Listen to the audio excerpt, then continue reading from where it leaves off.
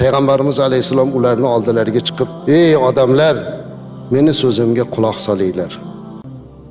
Bu gapni eshitgan sahobalar vujudi quloqqa aylandi. Butun vujudi bilan Rasulimiz alayhissalatu vassalamning bu gaplariga quloq sola boshladilar. Bismillahirrohmanirrohim. Alhamdulillahi robbil alamin.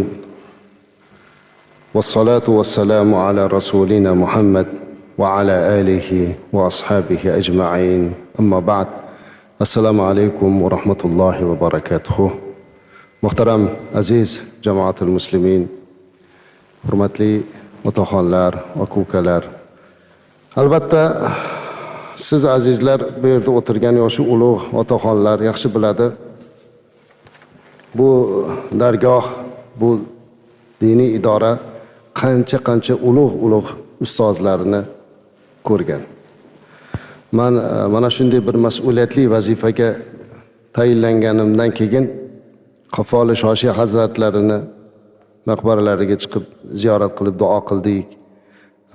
Boboxon Eshon hazratlari, Ziyoiddin Qoraka rahmatullohi alayhi, Shamsunxon aka Alloh rahmat qilsin, ustozlarimiz, Shayx Muhammad Sodiq Muhammad Yusuf hazratlari, Abdurashid Qoraka, o'tgan hamma muftiylarni ziyorat qilib, ularning haqlarida duo qildik. Bugun esa mana shunday bir tabarruk minbarda, bu atrofda, mana shu joylarda hamma biz sanab o'tgan ulug' muftiy hazratlari suhbat qilgan, yaqindagina olamdan o'tgan muhtaram ustoz Usmonxon domla hazratlari suhbat qilgan bir maqomda kamina xodimingizni bugun turishligi bu men uchun juda katta bir mas'uliyatdir.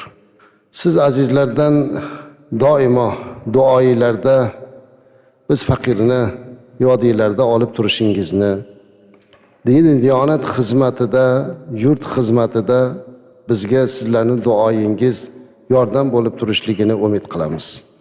Alloh sizlarni, bizlarni, hammamizni qalbimizdagi eng ezgu niyatlarimizni ro'yobga chiqargan bo'lsin. Azizlar, bugun Rabiul Avval oyining 29-i nihoyasiga yetdi. Rasulimiz alayhissalatu vassalam tavallud topgan oy, Rabiul Avval oyi nihoyasiga yetib qoldi. Kuni kecha biz shahrimizdagi Navza masjidida imomlari Jaloliddin domla bilan birgalikda Rabiul Avval oyida tashkil qilingan sirat suhbatini nihoyasiga yetkazdik. 2,5 mingga yaqin xatmi Qur'on yetkazishgan ekan muhtaram imom domlalarimiz. Mana shu xatmi Qur'onni, xatmi sag'irani o'sha joyda itmomiga yetkazib, bag'ishlab duo qildik. Siz azizlar, sizlar orqali oila a'zolar, butun yurtimiz, vatanimiz, xalqini hammasini haqlariga duo qildik. Bugun esa Rabiul Avval oyi tugayotgan bir pallada Rasulimiz alayhissalatu vassalamning Hajjatul Vadoda eng oxirgi vidolashuv hajlarida qilgan xutbalarini siz azizlarga izhor qilmoqchimiz. Rasulimiz alayhissalatu vassalamdan juda ham ko'p hadislar, ko'p tavsiyalar bor azizlar. Hammangiz bilib buni o'qib o'rganib kelyapsiz. Ammo mana shu xutbatul vado, hajjatul vadodagi xutbalari, mana shu mav'izalari, shu vasiyatlari o'ta muhim. Nima uchun? Chunki bu go'yoki otani farzandlariga qilgan vasiyati kabi edi. Rasulimiz alayhissalatu vassalam o'zlarini birinchi va oxirgi hajlari bu. Mana shu haji, Hajjatul Vado birinchi va oxirgi haj. Haj farz bo'lgandan keyin qilgan va boshqa haj qila olmadilar. Bir marta haj qildilar. Vidolashganligi uchun bu hajga Hajjatul Vado, vidolashuv, xayrlashuv haji deb nom berdilar. Chunki mana shu joyda payg'ambarimiz alayhisolatu vassalam atrofdan, Madina atrofidagi musulmonlar, yana bir qancha musulmonlardan yig'ilgan 124 ming, 140 mingdan ortiq 140 mingdan ortiq sahobalarga o'zlarining tuyalarini ustida o'tirib vasiyat qilganlar. Aslida mau'iza qilganlar. Xutba degani bu gapirish, mau'iza qilish. Lekin sahobalar eslab aytadilarki, Rasulimiz alayhi salatu vasallamni mana shu Hajjatul Vadoda qilgan suhbatlarini eshitganda badanlarimiz titrab, ko'zlarimizga yosh kelib ketgan. Biz buni xuddi vasiyatdek qabul qilganmiz deydilar. Va Rasulimiz alayhissalatu vassalam mana shu so'zlarini aytarkan, xutbalarni qilarkanlar, ora-orada bir gapni qo'shib qo'yardilar. Hal ballagtu, sizlarga so'zlarimni, omonatni yetkizdimmi deb sahobalarga aytar va orqasidan Allohim o'zing guvoh bo'l deb qo'yardilar. Va yana ta'kidlardilarki, bu yerda eshitganlar eshitmaganlarga yetkizib qo'yinglar deb. Shunday ekan, bu vasiyat azizlar qiyomatgacha keladigan ummat uchun omonat qilib tashlab ketildi. O'sha paytda eshitgan sahobalar tobiinlarga, tobiinlar tabi'a tobiinlarga, ana bundan keyin ulug' salaf va solihin ulamolar hozirga qadar bu vasiyat ulanib kelyapti. Bugun esa kamina xodimingiz mana shu omonatni, ya'ni payg'ambarimiz alayhi salatu vassalam mandan eshitgan shu vasiyatni boshqalarga, eshitmaganlarga yetkizib qo'yinglar degan omonatni siz azizlarga yetkizib qo'yishlik baxtini, mas'uliyatini Alloh bugun kamina xodimingizga nasib qildi. Albatta xutbani biz to'laligicha aytishlikdan vaqtni e'tiborini oldik. Katta xutba, katta mau'iza, katta sharh kerak. Har bir so'zlarga sharh kerak. Shuning uchun qisman oldik.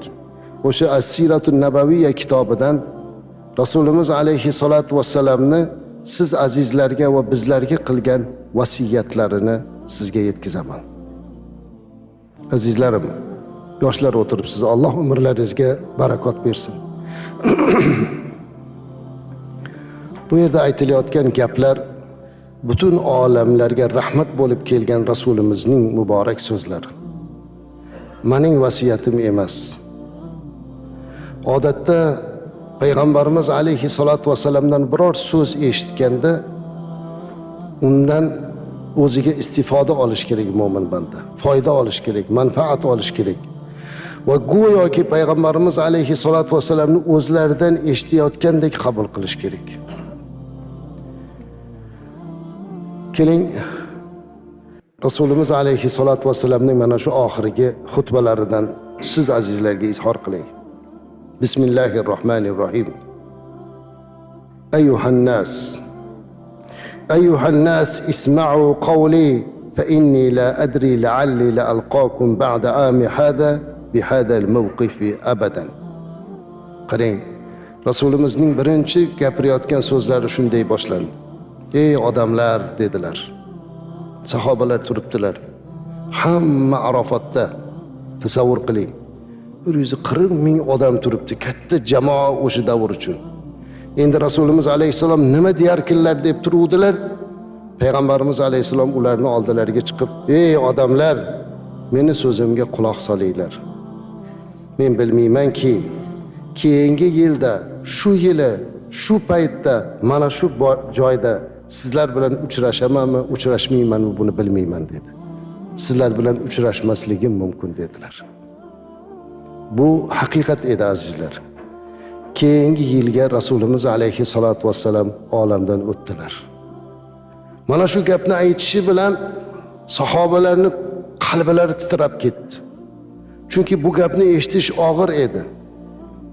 Butun olamlarga rahmat bo'lib kelgan zoti ba barakotning o'zlarini tabarruk og'izlaridan menga quloq solinglar, yanagi yilga men bu yerda bo'lmasligim mumkin degan gapni eshitishlikdan og'irroq gap yo'q edi sahobalar. Bu gapni eshitgan sahobalar vujudi quloqqa aylandi.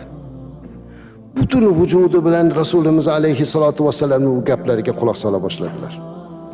So'ng Rasulimiz alayhi salatu vasallam gaplarini davom ettirdilar. Ayyuhan nas dedilar. Ey odamlar. Ayyuhan nas, ey odamlar. Inna dima'akum va amwalakum va a'radakum alaykum harom. Ey odamlar deyaptilar payg'ambarimiz alayhi salatu vasallam. Sizlarning qoningiz, molingiz, obro' e'tiboringiz bir-biringizga haromdir deyapti.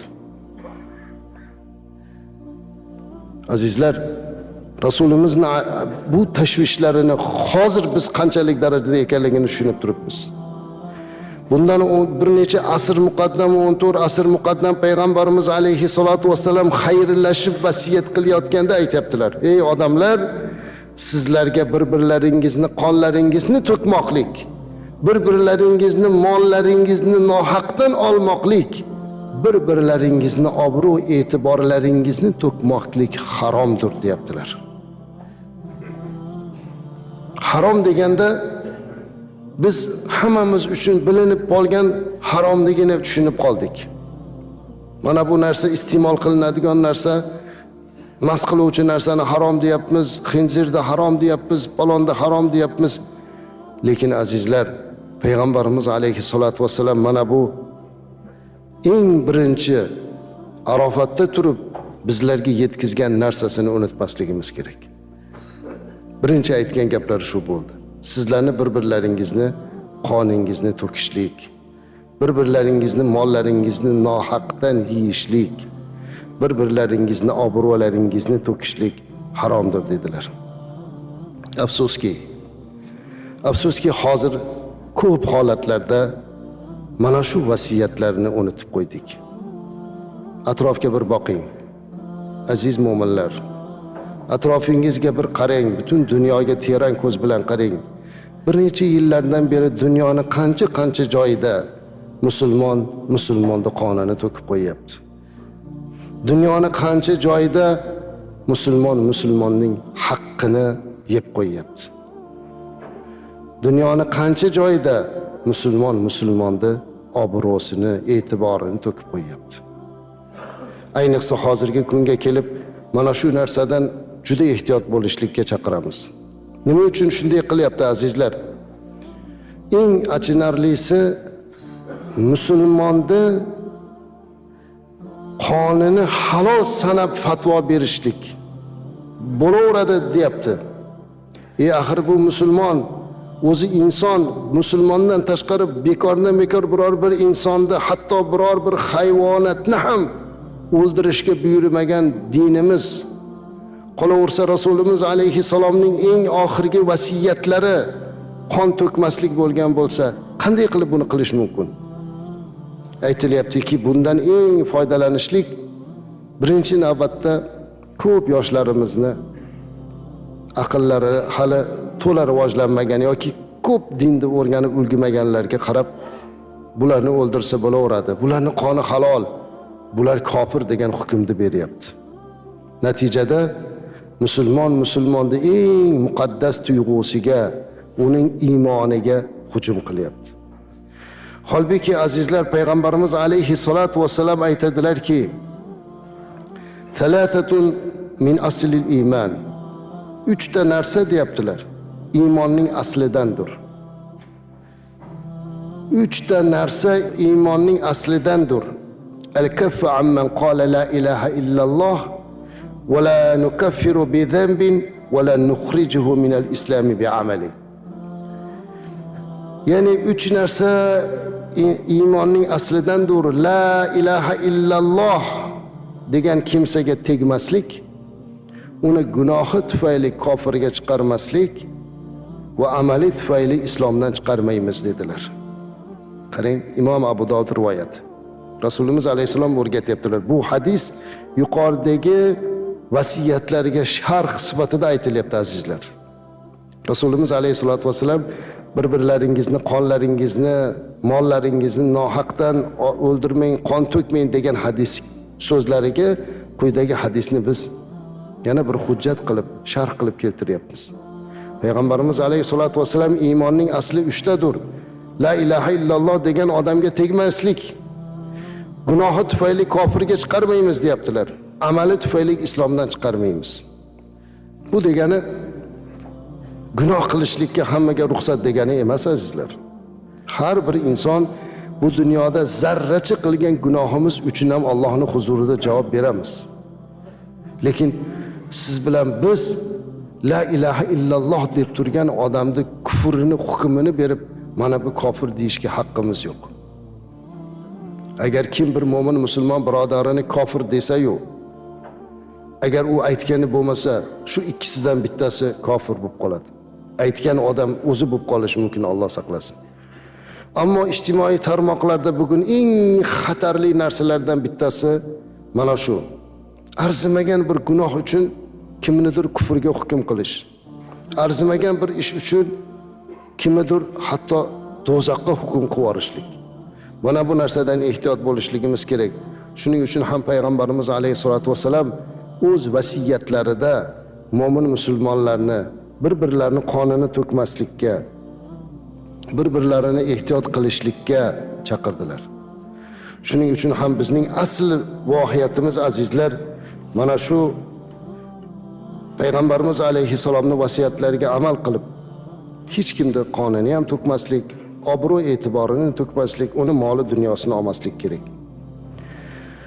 Afsuski, keyingi paytda qonni to'kishlikdan tashqari bir insonni moli dunyosini olishlik yoki obro'sini to'kishlik, mana internet orqali bir-birlarimizni obro'yimizni to'kishlik. Agarki biz mo'min musulmon bo'lsak, hech qachon bir-birimizni haqqimizga tajovuz qilmasdan, bir-birimizni ehtiyot qilib hayot kechirishligimiz lozim edi. Ana o'shanda biz ko'zlangan maqsadga yetamiz. Bugungi kunda azizlar, Rasulimiz alayhisolatu vassalamning mana shu qoldirib ketgan vasiyatlari eng muhim vasiyatlardan biriga aylandi. Men vasiyatni yana davom etaman sizlarga. Rasulimiz so'zlarini davom etib sahobalarga aytdilarki: "Fa'aqilu ayyuhan nas qawli wa qad taraktu fikum ma in i'tasamtum bihi falan tadillu abada. Kitaballohi va sunnat nabiyhi." Yana Rasulimiz alayhisalom aytibdilar. Ey odamlar deyaptilar. Ey odamlar, shunday ekan, ey insonlar, mening so'zlarimga e'tibor bering deyaptilar sahobalarga qarab. Meni so'zlarimga e'tibor bering. Men sizlarga shunday narsani qoldiryapmanki, agar uni mahkam ushlasangiz, hech qachon adashmaysiz. Bu Qur'oni Karim va mening sunnatimdir dedilar. Agar Qur'on va sunnatni ushlasa, hech qachon adashmaydi. Ammo mana shu Qur'on va sunnatni ushlash degani Qur'on va sunnatga o'zini ra'yi bilan ma'no berishlik emas. Balki o'sha oyati karimalarga sahobai kiromlar qanday ma'no berganlar. Hadisni Rasulimiz alayhisolatu vasallamning hadislarini qanday ta'vil qilingan. Mana shu narsalarni bilishlik uchun albatta bu mutaxassislarga, ustoz olimlarga murojaat qilish kerak. Bugungi kunda shu narsadan ham noto'g'ri tushunganligi uchun ham odamlar orasida tushunmovchilik, tafriqa, mana bu bir-birlarini behurmat qilish paydo bo'lyapti. Holbuki payg'ambarimiz alayhisalom bizga ochiq va ravshan aytib ketdilar. Kim Qur'on va hadisni ushlasa, hech qachon adashmasliklarini va hech qachon bir-biri bilan dushman bo'lmasligini. Chunki Qur'onni biror joyida yoki biror bir hadisda musulmon biror bir kishini qonini to'kish, musulmon biror bir kishini obro'sini to'kish, musulmon biror bir musulmon bilan dushmanlik qilish to'g'risida tavsiya yo'q-da. Agar bunga amal qilsa, ham u taqvosida, hamma narsasida o'ziga va boshqalarga namuna bo'ladi. Rasulimiz alayhisalomning vasiyatlarini yana davom etamiz. Yana aytdilar payg'ambarimiz alayhisalom so'zlarini davom etib. Ayyuhan nas, isma'u qawli wa aqilu ta'allamunna anna kulli muslim akhun li muslim wa anna al-muslimina ikhwa fala yahillu li imri'in min akhihi illa ma a'tahu min tib nafsin minhu. Ya'ni aytibdilarki, ey odamlar, ayyuhan nas, ey odamlar, gaplarimga quloq soling va buni tushuning. Bilasizki, har bir musulmon musulmonga birodardir. Musulmonlar o'zaro aka-ukadek birodardirlar. Shunday ekan, kishiga birodarin chin ko'ngildan rozi bo'lmaguncha uni molini halol deb o'ziga o'zlashtirmasin deyaptilar. Bu gapni boshqa hadislarda ham ko'p aytganlar azizlar. Payg'ambarimiz alayhisolatu vasallam mu'minlar bir-biri bilan bir aka ukadek, qadrdon, birodar ekanligi to'g'risida juda ham ko'p gapirganlar. Ammo bu oxirgi vasiyatlarda alohida ta'kidlanib aytayaptilar.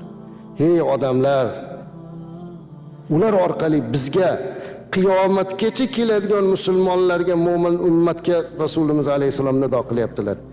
Musulmonlar bir-biri bilan aka ukadir. Bir-birimiz bilan mana shunday aka ukadek muomala qilishimiz kerak. Sahobalar shunday bo'ldilar azizlar. Sahobalar bir-birlari bilan tanimasdan turib, Rasulimiz alayhisolatu vasallam Makkadan Madinaga kelganlarida Makkaliklarni o'ksimasin deb Madinaliklar bilan aka uka tutuntirib qo'ydilar. Do'st qilib, qiyomatlik do'st qilib qo'ydilar. Falonchi qiyomatlik do'st, falonchi bilan ansoriy, muhojir bilan do'st.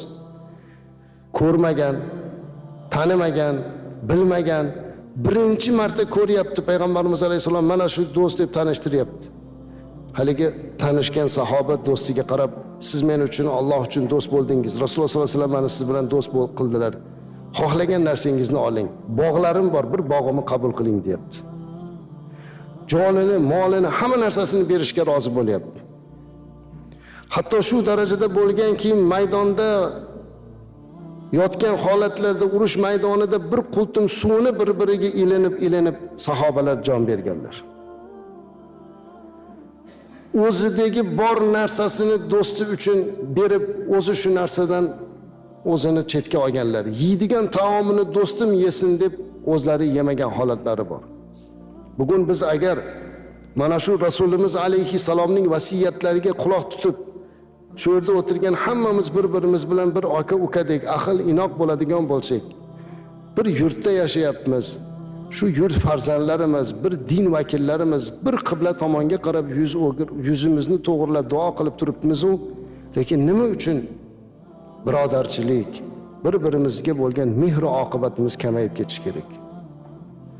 Ertaga Rasulimiz alayhisalomning huzurlariga borganda bu vasiyatlarga amal qilmaganligimiz uchun xijolat bo'lib qolishligini o'ylashimiz kerak. Yana so'zlarini davom ettirib aytdilarki, musulmonlar o'zaro birodardirlar. Shunday ekan, kishiga birodari chin ko'ngildan rozi bo'lmaguncha uni moli halol bo'lmaydi. Bilasizmi, bugungi kundagi eng katta jinoyat qaysi jinoyat? O'rganib chiqsanglar, eng ko'p tarqagan jinoyat bugun bizning yurtimizda, Alloh bizni isloh qilsin, firibgarlik jinoyati. Shu darajada bo'lib qoldiki, hech kimga ishonmaydigan bo'lib qoldi. Har kuni diniy idoraga birini ustidan biri shikoyat qilib kelgan. Molidisini nohaqdan yeb qo'ygan, firibgarlik qilib qo'ygan. Eng achinarlisi, qalbimizga ozor beradigani, namoz o'qib, ibodat qilib, yurish-turishida sunnatni da'vo qilib, qilayotgan har bir ishini go'yoki men sunnatga amal qilyapman deb turib, yolg'on yashiq qilib, boshqasini molini o'zlashtirib olishlik, firibgarlik qilishlik aslo bu musulmonga xos emas. Men sizlarga Rasulimizning vasiyatlarini yetkazyapman azizlar. Payg'ambarimiz alayhisalom oxirgi aytgan gaplari mana shu bo'ldi. Bir-biringizni, molingizni yemang dedi. Rasulimiz boshqa bir hadisda aytganlarki, "Man lam yubal min ayna iktasabal mal, lam yubalillohu min ayyi babin adkhalahu an-nar." Ya'ni Rasulimiz alayhisalom aytibdilarki, kim molini qayerdan yeyotganiga parvo qilmasa, Alloh taolo ham o'sha bandani do'zaxni qaysi eshigidan kirgizishlikka parvo qilmaydi, dedi. Alloh saqlasin. Yeyotgan molimizni halol qilib yeyishimiz kerak. Chunki ertaga buni ta'siri bor azizlar. Birovni aldov yo'li bilan, firibgarlik bilan, yo'l to'sarlik bilan, poraxo'rlik bilan qanday qilib bo'lsa ham birovni haqqini olib yeb, bola chaqamizga yegizayotgan bo'lsak, bir kuni buni javobi bor. Bu dunyoda ham, u dunyoda ham. Bir kuni bir sahoba kelib payg'ambarimiz alayhisolatu vasallamdan iltimos qildilarki, "Ya Rasululloh sallallohu alayhi vasallam, mana haqqimga duo qilib bering" dedilar. Nima deb duo qilay deydilar? "Menga duo qilingki, Alloh men nima duo qilsam qabul bo'ladigan bo'lsin" dedilar. So'ragan narsasini qarang. Duoyim qabul bo'ladigan bo'lib qolay deyaptilar. Shunday deb duo qilib bering deydilar.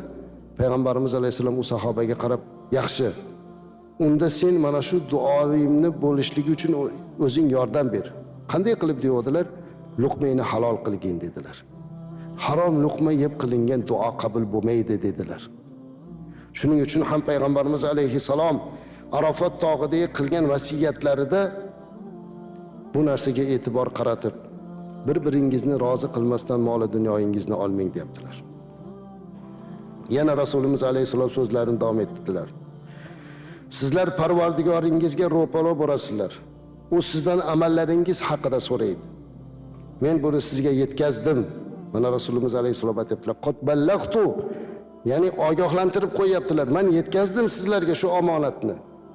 Ya'ni Alloh menga buyurgan narsani sizlarga yetkazdim. Sizlar ham qiyomatgacha kelgan odamlarga yetkazinglar. Sizlar Parvardigoringizga bir kuni ro'paro bo'lasiz deyaptilar. Allohga yo'liqishlikdan hech kimimiz qutula olmaymiz azizlar. Bir kuni Allohning huzuriga borib javob berishimiz bor. Har bir qilgan ishimiz uchun Allohning huzurida javob beramiz. Rasulimiz alayhissalom so'zida davom etyaptilar. U sizdan, ya'ni Allohga yo'liqqaningizda Alloh sizdan amallaringiz haqida so'raydi. Nima amal qilding deb. Umrimiz o'tib boryapti.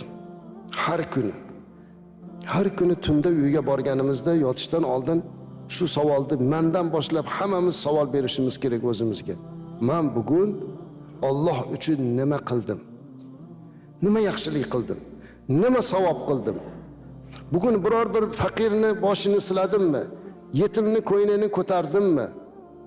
Men bugun biror bir kasalni borib ko'rib qo'ydimmi? Ikkita urushib qolgan odamni bir-biri bilan isloh qilib qo'ydimmi? Nima qildim? Mana bu savollarga javob topishimiz kerak.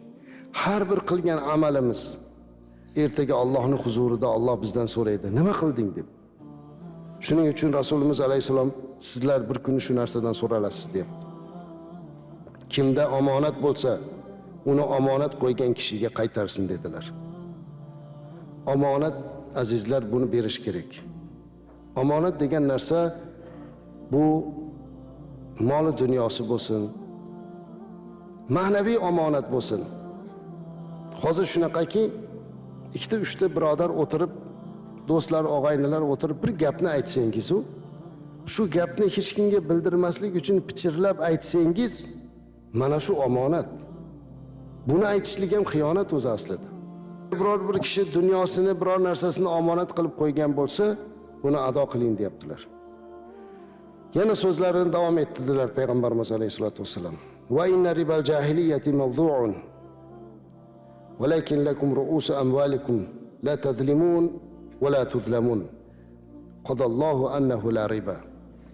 Yana aytibdilar, ey odamlar, jahiliyat davridagi sudxo'rlik bekor bo'ldi. Lekin dasmoyalaringiz o'zingiznikidir. Zulm ham qilmaysiz, zulm ham qilinmaysiz. Alloh taolo ribo yo'q deb hukm qildi dedilar. Riboni o'sha joyda bizga o'rgatib qo'ydilar haromligini, sudxo'rlikni. Jahiliyat davrida bir-birlaridan shunaqa muomalalar juda ko'p bo'lgan. Endi Rasulimiz alayhisalom aytibdilarki, islom kirgandan keyin jahiliyat davrisidagi ribo muomalalar hammasi bekor bo'ldi. Ammo o'zaro savdo qilishliklari mumkin. Lekin riboni Alloh harom deb hukm qildi dedi. 14 asr muqaddam aytib qo'ydi. Lekin ming afsuski, hozirga kelib ham yana mana shunday ribo bilan shug'ullanuvchilar bor. Bugun molini berib, bir odam muhtoj bo'lgan odamga ozgina sarmoyasidan berib, keyin undan mana shuncha foiz qo'shib berasan deyishlikdan saqlanish kerak. Qiyomat kunida bularga og'ir azoblarni boshqa oyatlarda, hadislarda bayon qilgan. Rasulimizning vasiyatlarini davom etaman. Oxirgisiga yetkazib qo'yaylik azizlar. Ya Yuhannas, ittaqulloh. Ittaqulloha fil nisa'i fa innakum innama akhadtumuhunna bi amanatillahi. Ey odamlar deyaptilar payg'ambarimiz alayhisalom. Ayollar borasida Allohdan qo'rqinglar. Chunki siz ularni Allohning omonati o'laroq oldingiz. Va ularni Allohning kalomi bilan halol qildingiz. Ayollarga yaxshilik qiling. Chunki ular siz uchun o'zlaridan boshqa hech narsaga ega bo'lmagan yordamchidir dedilar. Ayollarimizni bizga omonat ekanligini aytib o'tdilar sizlar. Ayollarimiz bizga omonat. ularga zulm qilmasligimiz, ularning haqqini ado qilishligimizga buyuryaptilar. Bugungi kunda eng achinarli narsaga ko'zim tushib qolyapti azizlar, yoshlar ijtimoiy tarmoqda ko'ryapsizlar. O'zini ayolini zulm qilib, uni urib, yana internetga chiqarayotgan nomardlar bor. Yoki oiladagi bir ayollarga zulm qilib ko'rsatyapti. Buni ko'rganlar nima deb o'ylaydi azizlar? Aslida musulmonlar islom dinida ayol kishi eng mo'tabar. Mana Rasululloh alayhisalom vasiyatlarda aytibdi, sizga omonat deb. Axir ayol bu ona. Ayol bu jufti halol. Ayol bu bizning kelajagimiz, qizlarimiz. Shuning uchun hech biriga hech qachon yomonlik qilmaslikka, ularga zulm qilmaslikka buyurdilar va so'zlarini davom ettirib aytdilarki, ogoh bo'ling, albatta ayollaringiz ustida sizlarning haqqingiz bor va sizlar ustingizda ham ayollaringizning haqlari bor. Ayollaringiz sizdan boshqasini xonangizga qo'ymasinlar va sizlar yomon ko'radigan kimsani uyingizga kirgizmasinlar. Hamda behayo ishlarni qilmasinlar. Agar shu ishlarda sizga itoat qilsalar, sizni zimmangizda ularni me'yorda oziqlantirish, kiyintirish majburiyati bor. Demak, ayollarni bizda haqqi borligini eslatyaptilar. Bizda ularning haqqimiz borligini. Ayollar demak eriga xiyonat qilmaslik, eri yomon ko'rgan insonni xonadoniga kirgizmaslik, behayolik qilmaslik, sharmsizlik qilmaslik topshiriqlarni berishlik bilan agar mana shunga itoat qilib turgan ayol bo'lsa, endi biz erkaklarga aytayaptilarki, payg'ambarimiz alayhisalom, unda ularni haqqini ado qilinglar, oziqlantiringlar, kiyim bosh bilan ta'minlanglar. Ayollarimizga hamma narsani yuklab qo'yib bo'lmaydi. Buni erkaklar o'zini zimmasiga olishlari kerak. Jamiyatda ayollar o'ziga xos bo'lgan jamiyatga foydasini keltirishlikka monelik yo'q. Agar ayol kishi jamiyat uchun foyda keltiradigan biror bir yumushlarni, biror bir kasblarni, ishlarni qilayotgan bo'lsa, Alloh ajr bersin. Lekin oila majburiyatini to'liq ayolga yuklab qo'yib, sen qilasan hamma narsani deb qo'yishlikdan erkak kishi saqlanish kerak. Mana shuni payg'ambarimiz alayhisalom alohida ta'kidlayaptilar. Va eng oxirgi ben aytmoqchi bo'lgan vasiyatlarni aytib suhbatimni yakunlayman azizlar. Bunisiga juda ham katta e'tibor bering. Rasulimiz yana aytdilar: "Ayyuhannas, ey odamlar, inna robbakum vahidun." Sizlarning Robbingiz birdir. Ey odamlar, Parvardigoringiz birdir. Va inna abakum vahid, va otangiz birdir, ya'ni Odam alayhissalom. Odam alayhissalom esa tuproqdan yaralgan. Allohning huzurida eng mukarramingiz, eng hurmatlirog'ingiz bu sizlarning taqvodoringizdir dedilar. Akramakum indallohi atqakum va laysa li'arabi fadlun ala ajami illa bittaqvo.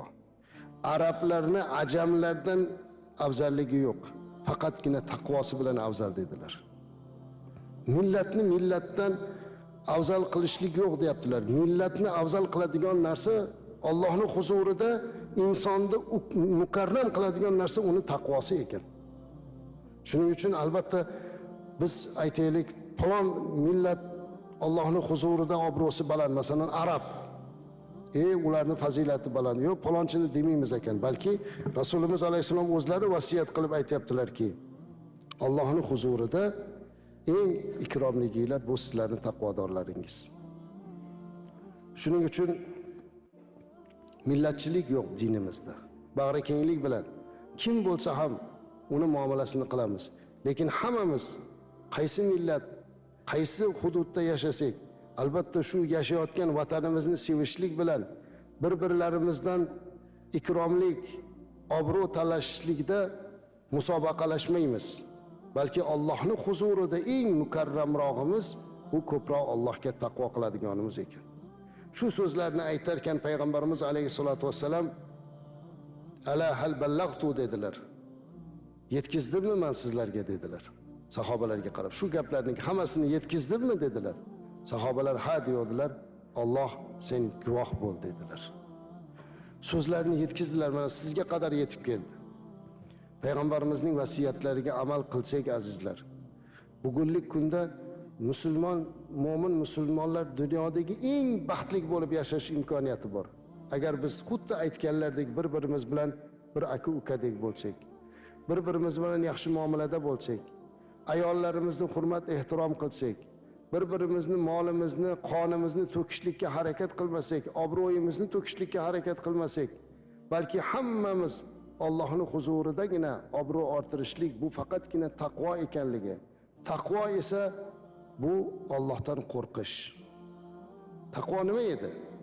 Sahobalardan so'radilar, taqvo nima deganlarida, yalang oyoq odam bir ekinzorga kirsa, u yerda tikonlar o'sib turgan bo'lsa, shuni ezmasdan ehtiyot bo'lib oxlab o'tib ketishlik taqvoda o'zi dedilar. Ya'ni bu dunyo bir ekinzor. Buning ichida tikonlar bor. Tikonlar bu gunohlar. Ana o'shalarda ezmasdan o'tib ketishligimiz inshaalloh bizni mana shu taqvoyimiz.